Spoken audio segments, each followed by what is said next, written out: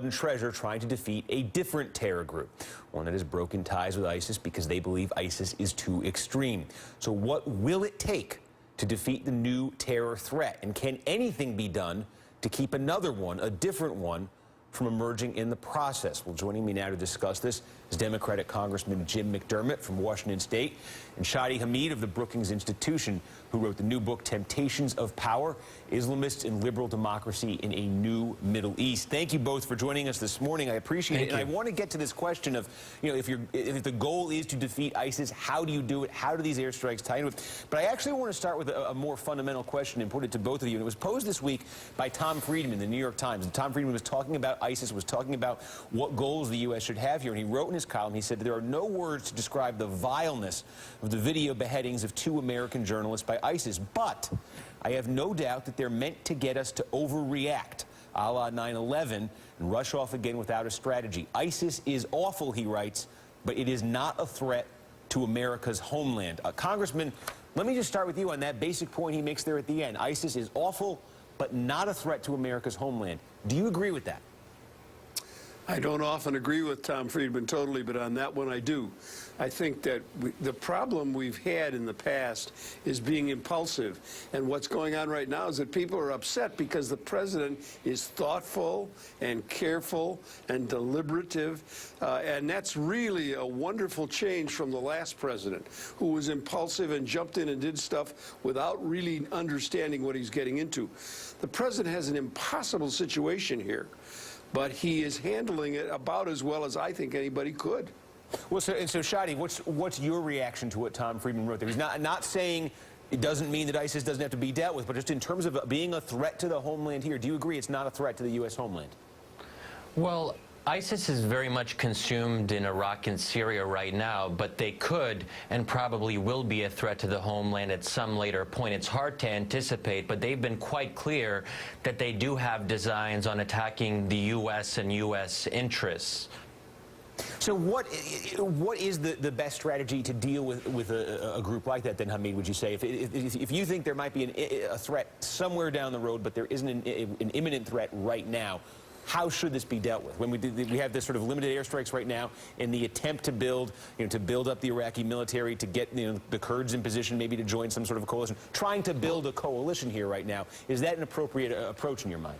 Well, I agree with the congressman that being thoughtful is the way to go, but the problem is we've known ISIS and other extremist groups have been a threat for more than 2 years now, and this was precisely the warning in regards to Syria, that if we don't do more to intervene earlier and support the so-called moderate rebels, groups like ISIS will rise to prominence.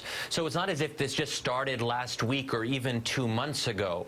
And the other thing I would just note, if we look at Obama's NATO summit remarks, there was a big red flag that came out for me when I was reading that.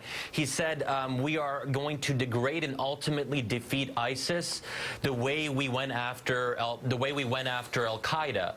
But ISIS is a fundamentally different beast than Al-Qaeda is. Al-Qaeda was a kind of old-school terrorist group that was trying to destroy and didn't really have a vision for building anything. ISIS, on the other hand, controls large swaths of territory. It runs local administrations. It provides some degree of law and order.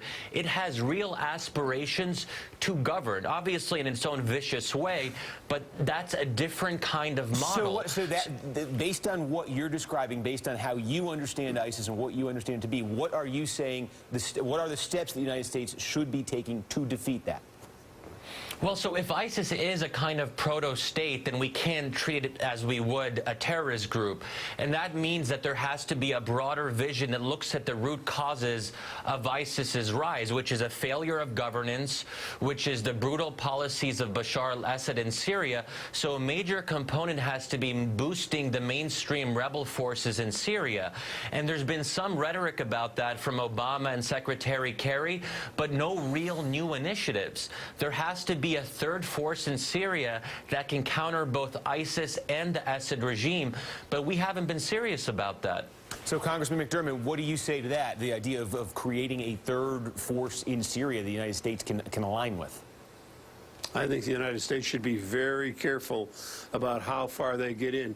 We have overestimated our ability to use military power to control the situation, beginning with Rumsfeld saying we would be into Iraq and out in 90 days. That was nonsense then, and this idea that we can control the present situation with military power or by throwing arms around, we have made the mistake over and over again in this region of the world, arming people and then turning out that the arms are used against us. We armed the Iraq army, and ISIS took the arms away from the Iraq army that we'd put together, and that's where they get these Humvees and much of the ammunition and so forth that they're using.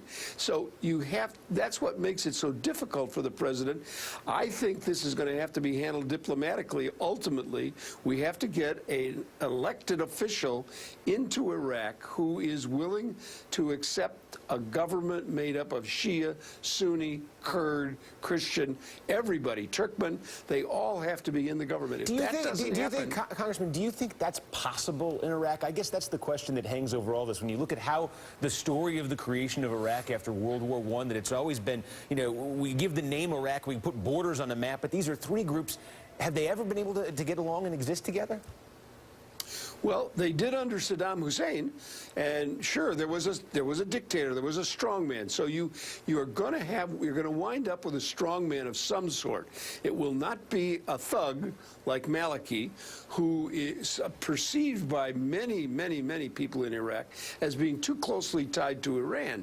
So it's got to be we got to give this new man a chance to put a government together. I don't think we have any alternative but going through a period of a lot of concern and but which rebels are you going to arm in Syria? You just give me the names of the organizations and where we should make the drops of arms. There is no answer to that question, and that's why the president's being so careful. And Shai, just quickly, you're talking about being more aggressive in Syria. Do you have an answer to that question? Yeah, there is actually a very clear answer. We do know who the various rebel groups are and the ones that oppose ISIS, and most of them do. We can talk about the Free Syrian Army. We can talk about non-extremist Islamist rebel forces. We may not agree with them. We may not like their ideology, but they are very much against ISIS. So there has to be a broader coalition of rebel forces that agree on that common goal, and we do know them. There has been a lot of research and analysis about who they are and which ones are better to support, and they've been literally begging for more U.S. arms and assistance as recently as early July, when ISIS was moving into Deir ez-Zor, and they were saying, if we don't get more help, we're going to be overrun, and they were overrun. So I mean, we can see how our lack of action has really had a devastating effect on the ground and demoralized those who look to the U.S. for moral and political leadership. All right, we'll leave it there. My thanks to Congressman Jim McDermott from Washington State. Appreciate you getting up extra early out there. And the Brookings Institution's Shadi Hamid also for getting up this morning. Appreciate that. And still ahead, thank you, the domestic crisis that was waiting for President Obama when he came home from that NATO summit. Well, the president's decision to do nothing about immigration until after the midterm election have the kind of political payoff the White House is looking for.